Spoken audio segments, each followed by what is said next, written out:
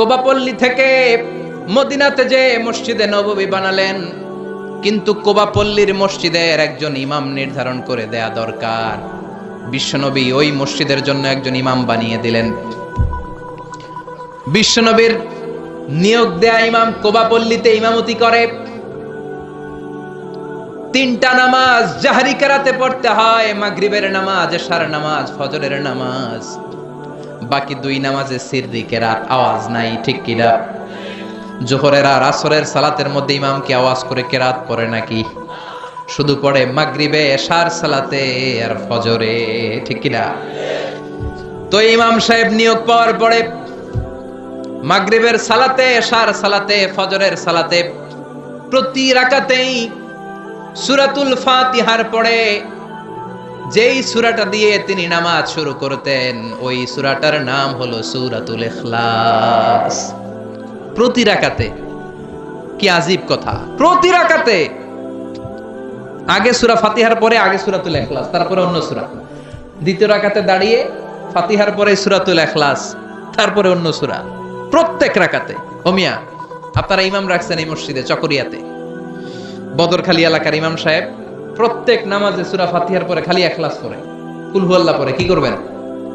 ইমাম রাখবেন? হ্যাঁ, আজকে ইমামের একদিন কি আমার একদিন, খালি কুল হুয়াল্লাহ।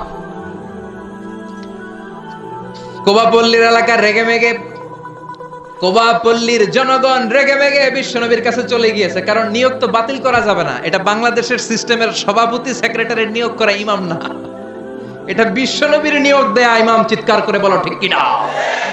নিয়োগ দিয়েছেও বিশ্বনবী, বাতিল করলেও করবে বিশ্বনবী, ঠিক কিনা? বিশ্বনবীর দরবারে চলে গিয়েছে, যে বলে ইয়া রাসূলুল্লাহ, ইয়া হাবিবাল্লাহ, সবাই মিলে কষ্ট করে আপনার নিয়ে মসজিদটা বানালাম, আপনার নিয়োগ দেয়া ইমামকে পেয়ে আমরা খুশি হলাম, কিন্তু ইমাম সাহেব মাগার কুল হু আল্লাহ ছাড়া কোনো সূরা পড়ে না, খালি কুল হু আল্লাহ, খালি কুল হু আল্লাহ। বিশ্বনবী বললেন বিপাকে, ঘটনা কি? এত সূরা থাকতে এইটারে পাইছে কেন? বিশ্বনবী বললেন ডেকে পাঠাও। বিশ্বনবী ইমাম সাহেবকে বললেন, আমি তোমাকে নিয়োগ দিয়েছি, তাই নিয়োগ ওরা বাতিল করার ক্ষমতা রাখে না, আমার কাছে এসেছে। আমি তোমার কাছে জানতে চাই ঘটনাটা কি। প্রতি রাকাতে সূরাতুল ফাতিহার পরে অন্য সূরা পড়ার আগে আগে সূরাতুল ইখলাস পড়ো কেন?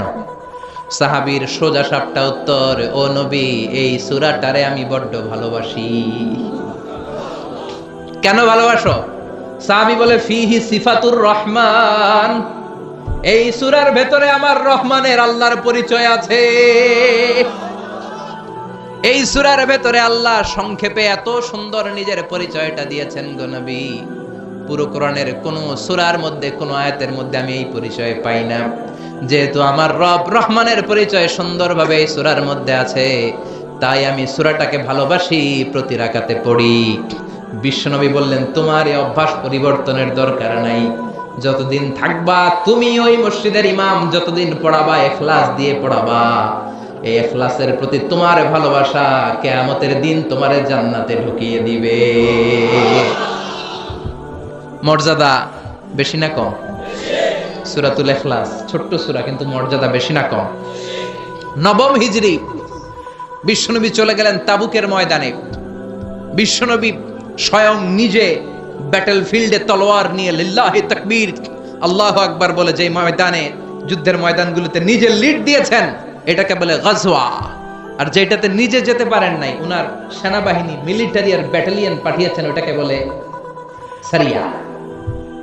এই তাবুক ছিল গাজওয়া মিন গাজওয়াতির রাসূল। তাবুকের ময়দানে গেলেন, বিশ্বনবী আসছে শুই না, তাবুকের ময়দান থেকে সব কাফেরের আন্ডা বাচ্চা দৌড়। সুবহানাল্লাহ কইবেন না? বিশ্বনবী বলতেন, নুসিরতু বির-রু'বি মাসিরাতা শাহর, আল্লাহ আমারে 5টা জিনিস দিয়েছে যেটা কোন নবীরে দেয় নাই। 5টা কইতে গেলে আজকের ওয়াজ শেষ, শুধু একটা একটু বলি। 1 নাম্বার হচ্ছে নুসিরতু বির-রু'বি মাসিরাতা শাহর, আমি যে এলাকায় থাকি, আমি যেখানে দাঁড়িয়ে থাকি, আমার ডানে বায়ে সামনে পেছনে 1 মাসের জায়গার রাস্তার মধ্যে যদি কোনো কাফেরের আন্ডা বাচ্চা থাকে, আমার ভয়ে তাদের কলিজা ধপ ধপ ধপ ধপ শুরু হয়ে যায়। বিশ্বনবী সেনাবাহিনী নিয়ে অ্যাটাক করেছেন তাবুকের ময়দানে, বিশ্বনবীর নাম শুনে শব্দ। আইজো দৌড় কাইলো দৌড়। বিশ্বনবী আল্লাহ শুকরিয়া করলেন, যুদ্ধ ছাড়াই বিজয়, না চাই মেঘ না চাইতে বৃষ্টি। সুবহানাল্লাহ পড়ে। বিশ্বনবীর আর যুদ্ধ করা হলো না, তাবুকের ময়দানে দাঁড়িয়ে আছেন।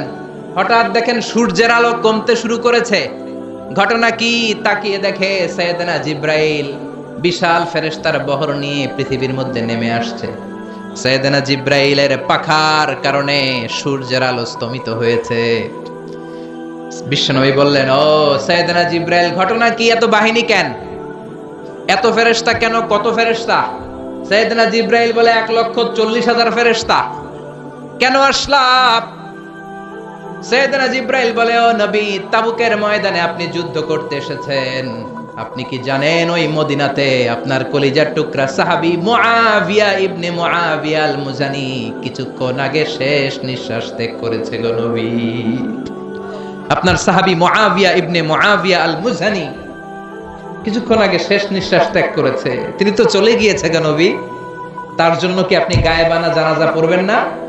বিশ্বনবী বললেন, ইন্না লিল্লাহি ওয়া ইন্না ইলাইহি রাজিউন। বিশ্বনবী বললেন, অবশ্যই পড়ব। ও সাহাবারা, তোমাদের ভাই মদিনাতে মুআবিয়া ইবনে মুআবিয়া আল মুজানি মারা গিয়েছে, চলো আমরা জানাজার নামাজ পড়ি। গায়েবানা জানাজা। গায়েবানা জানাজা হলো মাইয়াত সামনে নাই, লাশ সামনে নাই, কফিন বক্স সামনে নাই, সবাই আমরা দাঁড়িয়ে 4টা তাকবীর দিয়ে নামাজ পড়বো, তার জন্য দোয়া করব। এটাও শরীয়তে জায়েজ করে দিয়েছে কে? বিশ্বনবী 4টা তাকবীর দিয়ে জানাজার নামাজ পড়তে দাঁড়ালেন। আর দেখলেন বিশ্বনবী পিছনে তাকিয়ে দেখলেন সাইয়েদনা জিব্রাইল 1,40,000 ফেরেশতাদের কাতার বানাচ্ছে। 2 কাতার ফেরেশতাদের, প্রথম কাতারে 70,000, দ্বিতীয় কাতারে আরো 70,000, 1,40,000 ফেরেশতা সাহাবাদের পেছনেও কাতার। বিশ্বনবী অবাক, ঘটনা কি? আমার কোন সাহাবার গায়েবানা জানা যায় তো এত ফেরেশতা আসে না। 4টা তাকবীর দিয়ে জানাজা পড়িয়ে বিশ্বনবী বললেন, ও জিব্রাইল, জানাজার সালাত তো শেষ হলো, ঘটনা কি? কি কারণে 1,40,000 ফেরেশতার বহর নিয়ে মুআবিয়ার গায়েবানা জানাজাতে শরীক হলো রে জিব্রাইল? কি এমন আমল করেছে আমার প্রিয় সাহাবী মুআবিয়া? কি তার আমল ছিল? কি ছিল তার গোপন আমল? আমার একটু বলো। কেন তোমরা আসলা? কোন আমল তাকে আল্লাহর আরশের উপরে তুলে নিয়েছে? আল্লাহর আরশে তার খবর চলে গিয়েছে কোন আমলের কারণে? সাইয়েদনা জিব্রাইল বলে, নবী গো, আপনার এই প্রাণের সাহাবী মুআবিয়া ইবনে মুআবিয়া আল মুজানি হাঁটতে বসতে চলতে ফিরতে সব সময় পড়তো কুল হুয়াল্লাহু আহাদ আল্লাহুস সামাদ লাম ইয়ালিদ ওয়া লাম ইউলাদ ওয়া লাম ইয়াকুল লাহু কুফুয়ান আহাদ। পড়েন আল্লাহু আকবার।